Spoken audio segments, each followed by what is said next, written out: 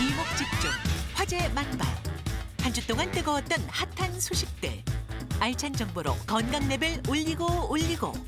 한뉴스 브리핑. 네. 금요일에 전해드리는 한뉴스 브리핑의 신민혜입니다. 금주의 의학계 한뉴스, 그 첫 소식 먼저 만나보겠습니다. 중년 여성의 피가 탁해졌다입니다. 질병관리청이 작년 말 발표한 국민건강 영양조사에 따르면 이 50대 여성의 고콜레스테롤 혈증 유병률이 전년도에 비해서 여성만 2.3%포인트 증가한 것으로 나타났습니다. 이상 지질혈증 수치는 갱년기 호르몬 변화, 식습관 등 복합적인 요인에 의해서 나타나는데요.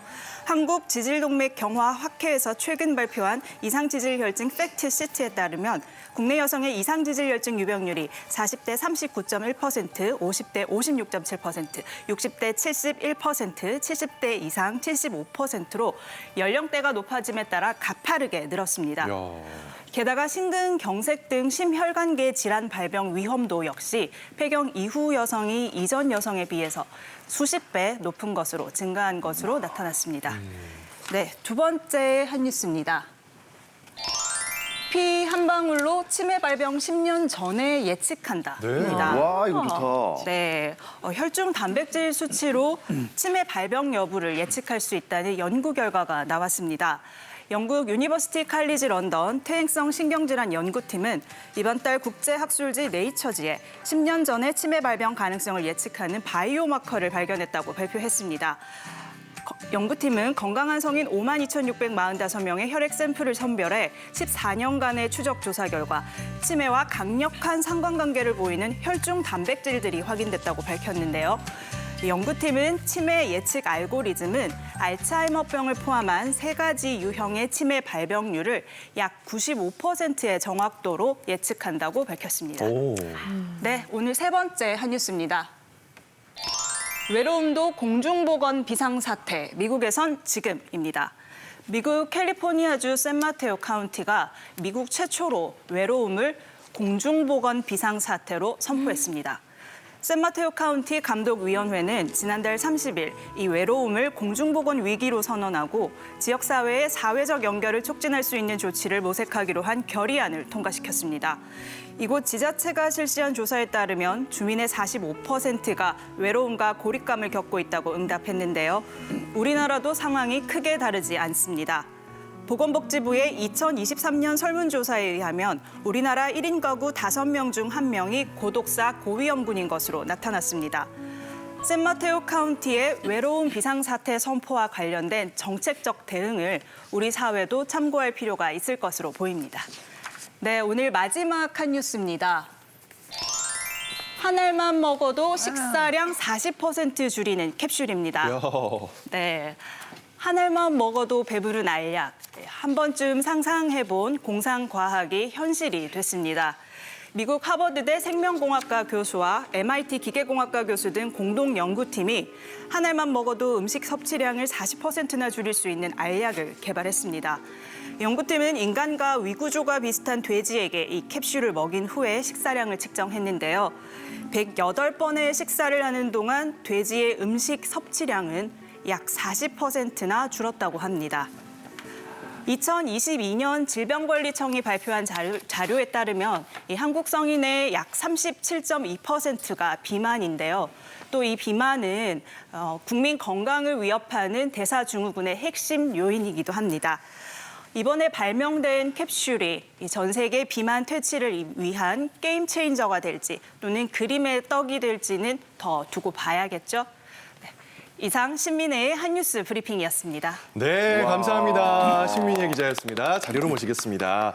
자, 가장 먼저 최근 발표한 정부의 발표 결과였죠. 네. 국민 건강 영양조사 결과 중년 여성의 피가 탁해졌다. 이 부분을 좀 한번 짚어봐야 될 것 같아요. 저 좀 걱정돼요. 저 내일 모레 50이거든요. 근데 이제 남성보다 여성이 이렇게 탁 찝어가지고 또 50대 이후에 피가 탁해졌다. 너무 속상한데요, 교수님? 아직 속상할 나이 아니십니다. 제 나이쯤은 돼야 약간 속상할 나이라고 할 수 있어요. 자, 우리나라에서는요. 우리나라 국민이 얼마나 튼튼한지 알기 위해서 매년 국민 건강 영양 조사를 한 다음에 건강에 대한 통계 자료를 만들어내고 있습니다. 네. 그 자료를 보면은요. 우리가 삼고 질환이라고 하잖아요. 혈압, 혈당, 콜레스테롤. 지난 10년 동안 고혈압이랑 당뇨병 환자는 조금 증가했어요. 그런데 고콜레스테롤 환자는 아주 기하급수적으로 이렇게 지금도 증가하고 있습니다. 특히 21년에서 22년으로 넘어오는 그때 여성에 있어서 고콜레스테롤 혈중 유병률이 2.3%나 증가돼서요. 지금 현재로는 22.6%가 돼버렸거든요. 네. 특히 50대 이상 여성에서의 굉장히 증가가 두드러집니다. 그 이유는 바로 이때가 갱년기가 오면서 우리 심혈관을 보호하는 여성 호르몬이 굉장히 줄어드니까 나쁜 콜레스테롤이 올라가고 좋은 콜레스테롤이 떨어지는 그 효과와 또 하나는 아무래도 우리가 지금 식생활이 변하고 있지 않습니까? 외식도 많아지고 매식 많아지고 그다음에 또 가공음식도 많아지면서 또 이것들이 또 역시 콜레스테롤을 높이는 원인이 되고 있습니다. 아, 그렇군요.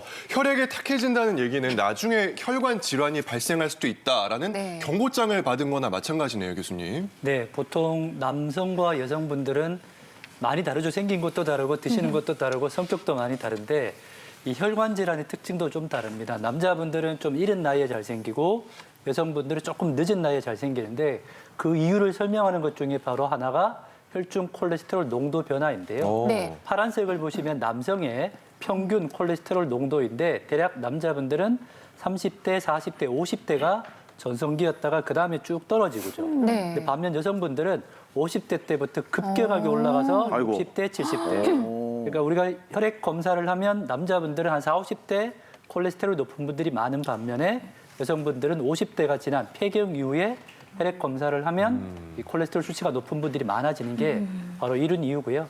그러다 보니 혈관 질환도 남성분들보다는 여성분들이 50대, 60대, 70대에 대해서 더 많이 생기고 또 생기고 난 다음에 아무래도 기간이 오래되다 보니 혈관 질환의 위험도가 더 심각하게 되는 경우가 많기 때문에 특히 50대 이후에 우리 어머님들 혈액 검사하셔가지고 콜레스테롤 높으시면 괜히 살 빼내 뭐 음식 관련 이것도 중요하긴 하지만 꼭 약 드시는 것이 아이고. 중요할 것 같습니다. 네. 그러니까 폐경 이후에는 이제 콜레스테롤 관리 잘 하셔야겠군요. 그쵸.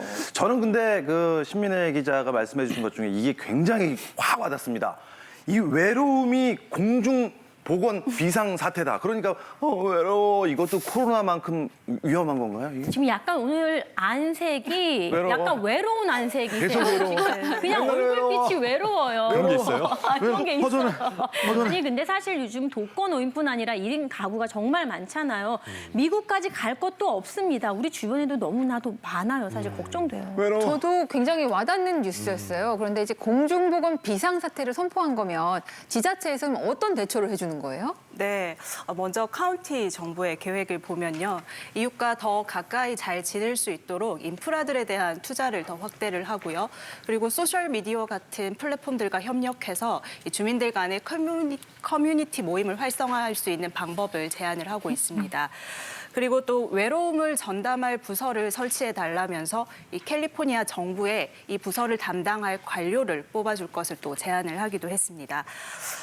이 외에도 이 외로움 이슈와 관련된 해외 사례를 조금 더 보면 이 영국에서는 2018년도에 이 외로움을 담당하는 장관직을 신설을 했고요.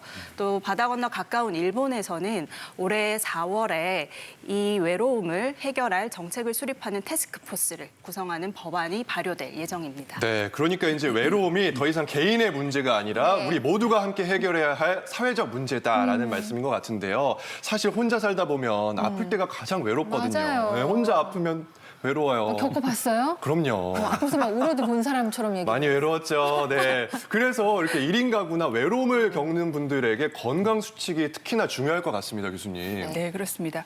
혼자 사는 분들이 건강하기 위해서 지켜야 될 제일 첫 번째 수칙은요, 규칙적인 생활입니다. 규칙적인 생활을 하기 위해서는 당연히 같은 시간에 자고 같은 시간에 일어나는 게 가장 기본이 돼야 되는 거죠. 그리고 혼자 술 드시다 보면은 이게 알코올 의존증으로 넘어가는 경우가 많습니다. 그래서 한 잔까지는 혼자 드셔도 돼요. 근데 한 잔 이상, 2잔부터 술을 드실 때는 꼭 누구와 같이 술을 드시는 습관이 필요하고요. 일단 밥도 혼자 먹는 걸 이제 피할 수가 없지요. 근데 혼자 밥 드시는 분을 모습을 보면 거의 비슷합니다. 일단 대충 차려서 쭈그리고 핸드폰 보시면서 이렇게 밥을 드셔서 실제로 군 골격계질환도 굉장히 많이 제 모습을 생겨요. 보셨나요? 오, 남의 같지 않아요. 본 듯합니다. 네.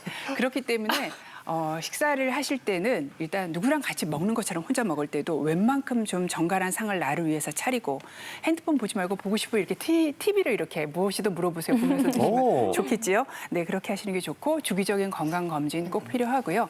그다음에 하루에 꼭 30분이라도 바깥에 건물 바깥에 나가서 내 눈으로 햇빛이 들어오도록 해주시는 게 필요합니다. 그렇게 해야 내 몸의 생체 시계를 다시 한번 시간을 맞추는 기능을 하고요. 기분도 좋아집니다. 마지막으로 중요한 게 친구를 사귀고 만나는 걸 해야 되는데요. 요거 약간 노력이 필요합니다. 네. 나한테 어떤 친구가 있다면 나는 또 그 친구의 친구가 되어줘야 되기 때문에 노력이 필요한 부분입니다. 네. 그리고 혼자 사는 분들 중에 젊은 분들은 그나마 나아요. 아파도 며칠 좀 알아두면 또 낫긴 하는데 네. 문제는 독거노인 같은 분들, 예, 혼자 사시는 어르신들은 응급 상황에 맞닥뜨릴 수 있거든요. 이럴 때를 대비해서 뭘 준비하면 좋을까요? 네, 보통 혈관 질환으로 병원에 많이 오시거든요. 특히 요즘은 특히 이렇게 체감을 할 수 있을 정도로 혼자 사시는 분들께서 많이 오시는데 재밌는 것은 배우자나 친구가 있는 사람보다는 혼자 계시는 분이 병이 훨씬 더 심하고 늦게 오기 때문에 예후가 좋지 않다고 되어 있습니다. 그러면 혼자 계시는 분들은 본인이 조금 노력을 많이 하셔야 되는데요. 첫 번째로는 본인 몸을 본인이 제일 잘 아는 거죠. 예를 들면 이상하게 오늘은 숨이 차다 또는 약간 손에 힘이 떨어진다 등 본인 몸에 대해서 본인이 제일 잘 아시니까 조금 이상하면 고민하지 마시고 최대한 빨리 119를 신고를 하시는 것이 필요할 것 같고요. 두 번째로는 스마트폰, 핸드폰에 1번, 그러니까 간단하게 연락할 수 있는 분을 1번에 저장을 하셔가지고 가급적이면 급할 때 한 분에게 연락할 수 있는 가까운 사람을 좀 사귀어 놓으시는 게 필요할 것 같고요. 세 번째는 혹시나 졸도하시거나 쓰러지실 때 외부 물질 때문에 다치는 경우가 더 많습니다. 그렇기 때문에 모서리가 있다거나 또는 바닥이 미끄럽다 이런 것들은 바깥쪽으로 정리를 하셔가지고 본인이 다니시는 길을 조금 안전하게 배치하는 것이 필요할 것 같고요. 마지막으로는 요즘 지자체나 또는 여러 가지 그 공공기관에서 독거 노인을 위한 서비스를 많이 이렇게 제공을 하고 있기 때문에 가까운 동사무소나 공공기관에 가셔가지고 이런 서비스를 적극적으로 활용하시는 것도 좋은 방법이 될 것 같습니다. 네.